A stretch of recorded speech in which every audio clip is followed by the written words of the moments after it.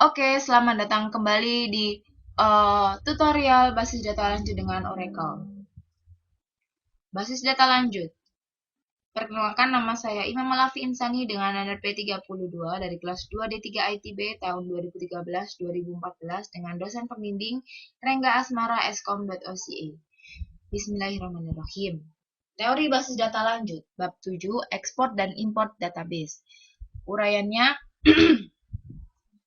ekspor dan impor disediakan oleh Oracle untuk melakukan transfer data secara logis seperti tabel, isi data, prosedur, dan sebagainya. Ekspor membentuk file yang diperlukan untuk mentransfer file. File hasil ekspor berbentuk file binary yang disebut dump atau DMP file. File ini hanya dapat dibaca oleh utilitas import yang berfungsi mengembalikan informasi dari dump file ke database. Skemanya adalah database Oracle, kemudian kita ekspor dengan file berupa DMP atau file dump, kemudian kita import dan kembali lagi ya, seperti itu seterusnya. Cara ekspor. Caranya adalah buka command prompt atau CMD dengan mengetikkan CMD pada menu run di main menu window sehingga muncul window command prompt. Ketikkan perintah exp username atau password tns name. Keterangan. Username dan password adalah nama user di mana datanya atau tabel yang ingin diekspor dan TNS name adalah nama koneksi yang menghubungkan klien dan server.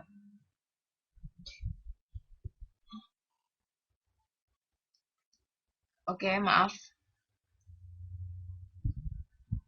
Kemudian muncul perintah enter array fetch buffer size, maka kita ketikkan 4096, kemudian kita enter. Kemudian isikan nama file penampung data hasil ekspor, contoh C exp.dmp, kemudian tekan enter. Lalu akan muncul pertanyaan user or T tables, yang artinya apakah Anda ingin mengekspor data user atau tabel. Kalau Anda ingin mengekspor user, maka ketikkan U. Kalau Anda ingin mengekspor tabel, maka ketikkan T, kemudian tekan enter. Kemudian selanjutnya akan muncul pertanyaan ekspor tabel data, yang berarti sekaligus mengekspor data dari tabel yang dipilih. Bila Anda sekaligus ingin mengekspor isi tabel, ketikkan Y, kemudian tekan enter. Lalu muncul pertanyaan compress extends, maka ketikkan Y dan tekan enter. Selanjutnya Anda harus mengetikkan satu persatu tabel yang akan Anda ekspor. Misal di Scott Anda ingin mengekspor tabel EMP dan tabel dep. Maka ketikkan satu persatu tabelnya, EMP kemudian enter, dep kemudian enter, dan seterusnya. Untuk mengakhiri proses ekspor, Anda tidak perlu mengetikkan apapun, hanya tekan enter.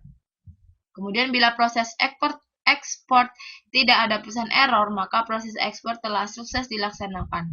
Periksa apakah di komputer Anda sudah terdapat file hasil ekspor tadi. Cara import. Sebelumnya kita sudah tahu bagaimana cara ekspor. Kemudian cara importnya sekarang adalah buka command prompt dengan mengetikkan CMD pada menu run di main window sehingga muncul window command prompt. Ketikkan perintah imp username atau password @tns name.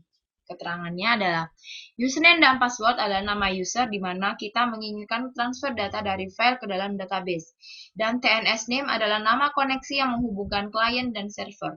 Contohnya adalah imphr@belajar. Pastikan bahwa nama tabel yang ada di user yang kita tuju tidak ada tabel yang sama namanya dengan tabel yang ingin kita import hasil ekspor atau tabel di file DMP. Kemudian ini keterangannya lagi.